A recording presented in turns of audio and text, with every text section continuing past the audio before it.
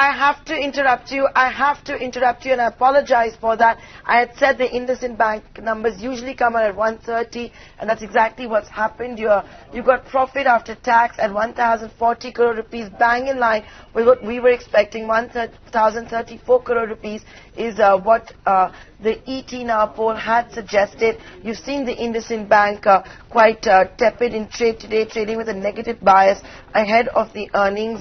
But the profit after tax is the only number and only flash I have with me at the moment. Karunya, do you have more information on the numbers? Hemendra Hazari also joining us.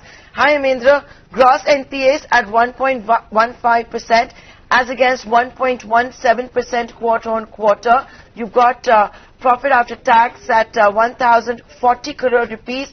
Your first cut analysis of the Indusind numbers. Well, it appears to be online, and I think bang on with analyst expectations. However, the problem with Indusind Bank in the last 2 years under the management of Mr. Ramesh Sopti has been that they have reported 2 consecutive years of divergences. That means their accounts which they publish cannot be trusted. And therefore, we have to wait and see whether they score a hat-trick in FY 2018 after the RBI completes its on-site inspection. Therefore, all the results of Indusind Bank have to be taken with many pinches of salt. Around, if you look at the provisions that they have made, is worth 350 crore rupees versus 310 crore in the same quarter last year. And if you look at the sequential basis also, it's 335 crores. So provisions at 350, do you think it's a good number to go with? It's fairly stable? As I said, all these numbers appear to be in line with analyst expectations, and therefore on the reported disclosed numbers, whatever has come out as of this moment, there does not seem to be anything to worry. But you see, one really does not know the quality of Indusind Bank's accounts, because subsequently, when the RBI finishes inspection for FY 2018, and we find that again that their NPAs have been suppressed, then all this has no meaning.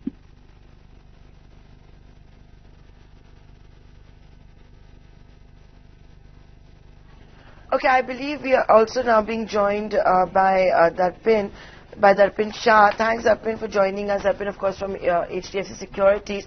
Give me your first cut analysis. Provisions at 350 crore rupees as against 310 crore rupees. Profit after tax at least in line with what we had been projecting, 1,035 crore rupees. NIIs also seem to be in line with the ET Now poll. What's your first cut analysis? You said, the earning momentum is very strong for Indusind, and it's very much in line with, almost 20% of NII growth and around 24% kind of entire growth. So it's very much in line. And as expected, the asset quality is again yet in line and very much stable. So GNP is at 1.15 and net NPA is at 0.51. Darpin, I have to ask you this one question.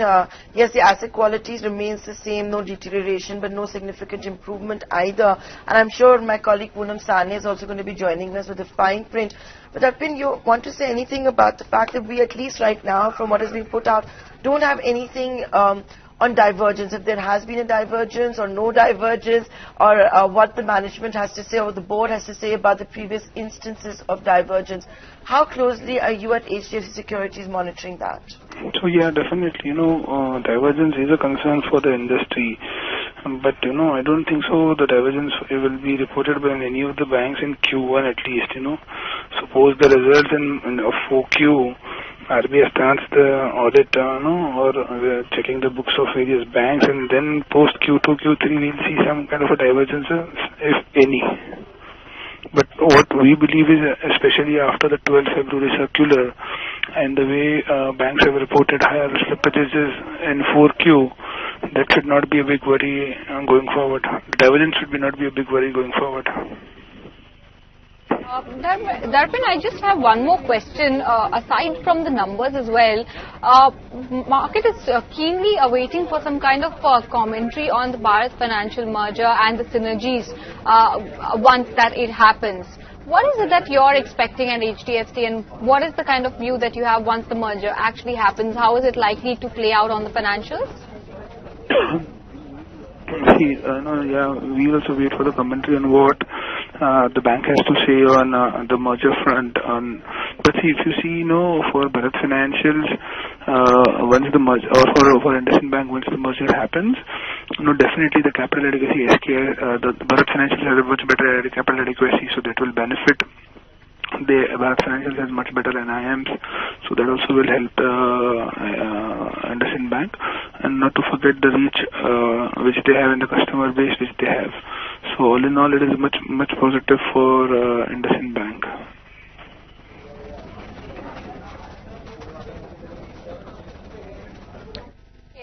Just some closing comments from Hemendra Hazari as well, who's with us on the phone line. Hemendra, do you also agree with Darpin, what he said as far as the merger goes and the synergies that are likely to play out?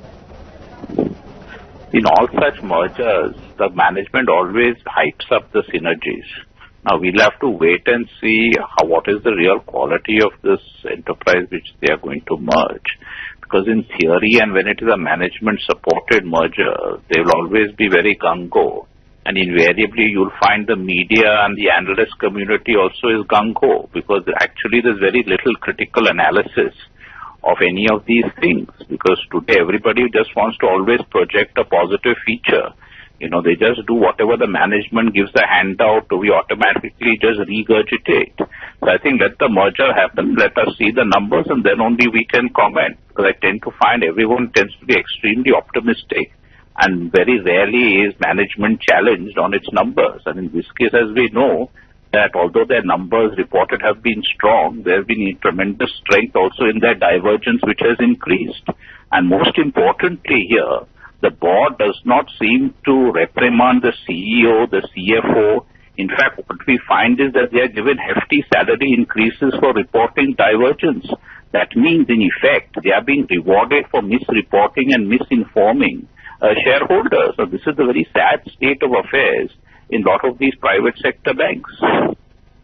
Right, makes sense. And on that note, I'd like to just thank both of you gentlemen for joining in with first cut reactions for Indusind's Q1 performance. Largely, it's been in line. The stock did see a spike down right after the numbers came in, but it's slowly recovering, seems to be recovering from those losses. So with that, we'll wrap it up on this edition of Markets at Lunch.